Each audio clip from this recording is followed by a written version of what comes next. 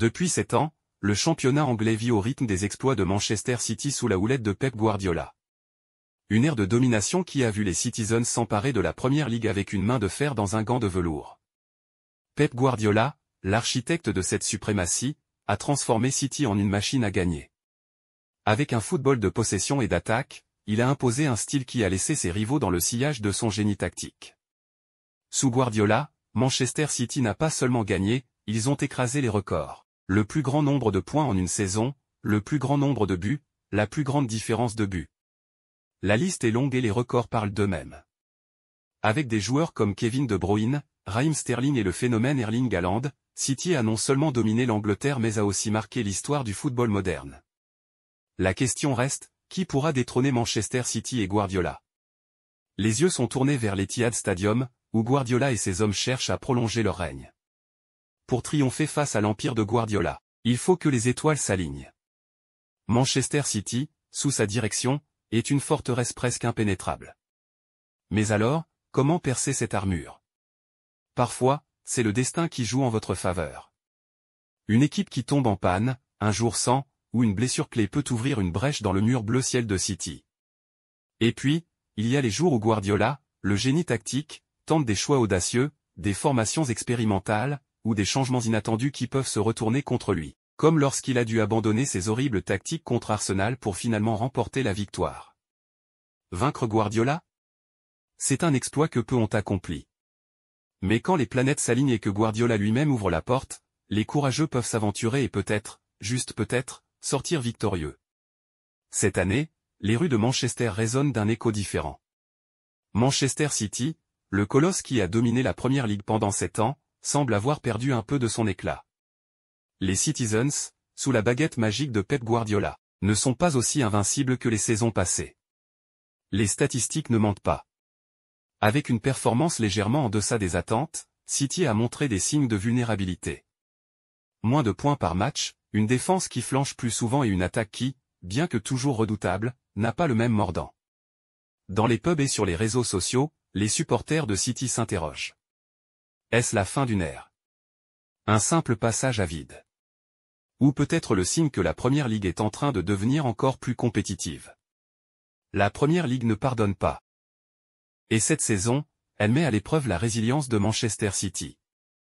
Les adversaires sont plus affûtés, et chaque match est un combat pour la suprématie. Cette année, les fans de football ont senti que les étoiles s'alignent pour Liverpool et Arsenal. C'est l'occasion rêvée pour ces deux géants de renverser la suprématie de Manchester City et de s'emparer du trône anglais.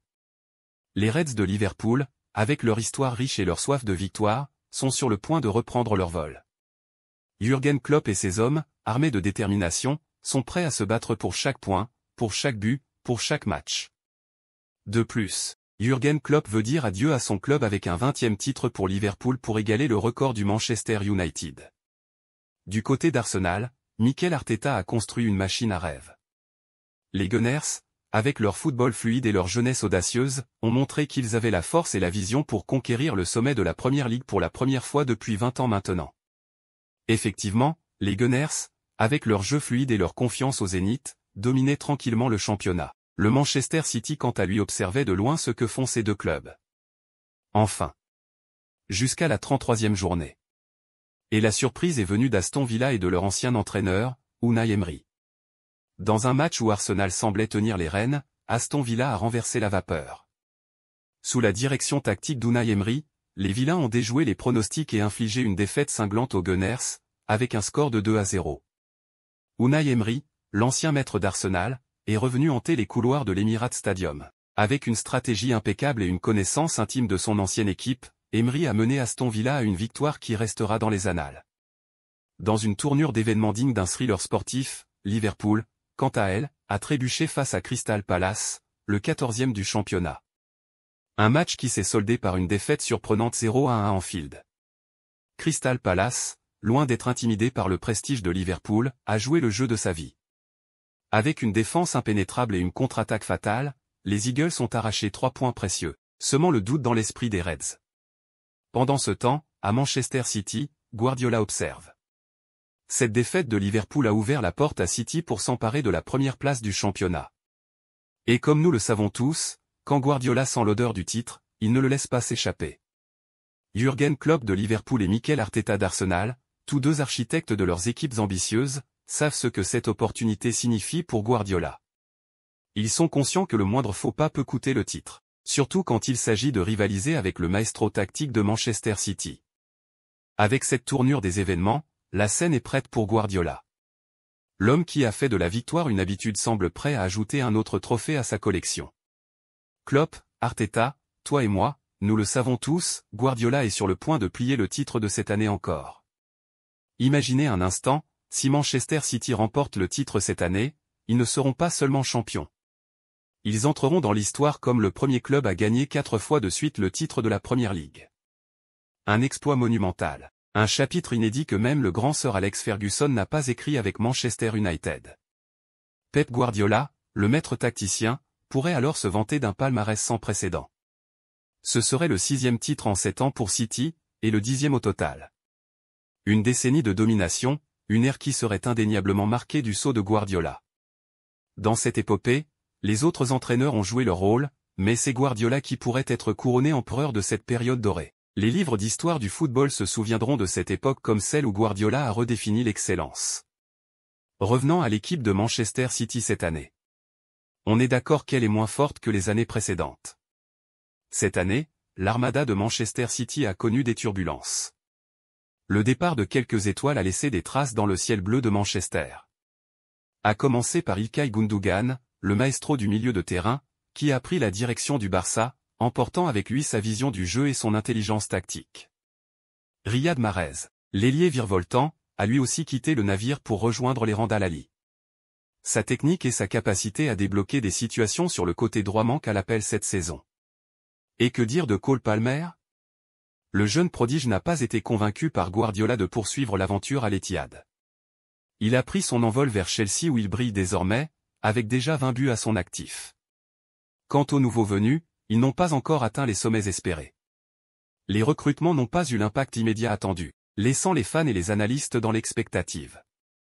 Mateo Kovacic, arrivé avec la lourde tâche de remplacer Gundogan, n'a pas su élever son jeu au niveau attendu. Les supporters de City, habitués à l'excellence, le considèrent comme un joueur moyen, loin de l'impact de son prédécesseur. Matheus Nunes, recruté pour plus de 60 millions d'euros, semble être un puzzle non résolu pour Guardiola. Avec un tel montant, on s'attend à ce qu'un joueur soit un pilier sur le terrain, mais Nunes reste souvent sur le banc, laissant les fans perplexes. Joško Gvardiol, la star croate de la dernière Coupe du Monde, a été acheté pour 90 millions d'euros, un montant qui évoque les légendes comme Maldini.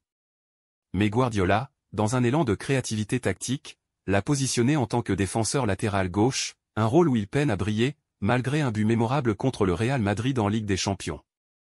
Guardiola, toujours en quête d'innovation, prend des décisions qui peuvent parfois dérouter. Ses choix tactiques sont scrutés et discutés, car chaque position, chaque joueur, a un rôle clé dans la symphonie qu'il cherche à orchestrer sur le terrain.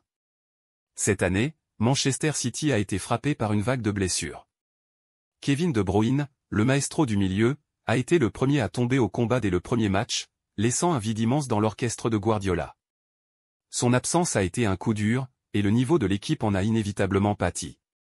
Sans De Bruyne pour le guider, Erling Haaland s'est retrouvé perdu sur le terrain, comme un navire sans phare. Le géant norvégien, privé de son principal pourvoyeur de passes, a lui-même été écarté pendant 5 journées, ajoutant à la tourmente de City. Les malheurs ne s'arrêtent pas là. John Stones, Kyle Walker, et Nathan Ake ont également rejoint l'infirmerie, laissant la défense de City aussi fragile qu'un château de cartes face au vent. Guardiola admet que la tâche est ardue cette année. Mais ne vous y trompez pas, le petit stratège a plus d'un tour dans son sac. On pourrait presque l'imaginer enfilant les crampons pour prendre la place d'un joueur et diriger le jeu depuis le cœur de l'action. La course au titre est plus serrée que jamais. Chaque match est un combat, chaque point est précieux, et chaque supporter retient son souffle. Liverpool et Arsenal, 2 titans prêts à écrire une nouvelle page de l'histoire du football anglais. Malgré les tempêtes et les turbulences, Manchester City a démontré une force offensive sans pareille cette année. Avec la meilleure attaque du championnat, les filets adverses tremblent à chaque offensive des Sky Blues. Et ce n'est pas tout. La défense, 3e meilleure de la ligue, est une muraille presque impénétrable. À seulement un point derrière Arsenal, City est en embuscade, prêt à bondir sur la première place. Erling Haaland, la machine à but norvégienne, trône au sommet du classement des buteurs avec 25 réalisations. Un véritable cauchemar pour les défenseurs et un rêve pour les fans de City. Manchester City continue de briller sur la scène du football. Même face à des problèmes persistants de blessures et des difficultés d'intégration pour certains joueurs, l'équipe a su maintenir un niveau de performance exceptionnel. La résilience et la détermination dont fait preuve Manchester City sont une source d'inspiration pour de nombreuses autres équipes. En dépit des adversités, ils ont su transformer leurs faiblesses en force, prouvant ainsi que le succès n'est pas seulement une question de talent, mais aussi de persévérance et de travail acharné. Les autres équipes ne peuvent que rêver d'atteindre un jour le même niveau de gloire et de succès même avec les problèmes que nous avons cités. Alors, que réserve l'avenir? Si les nouveaux joueurs s'intègrent harmonieusement et que l'infirmerie se vide, imaginez la puissance de City.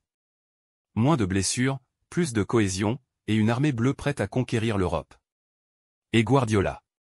Le maestro catalan pourrait-il soulever une deuxième Ligue des Champions?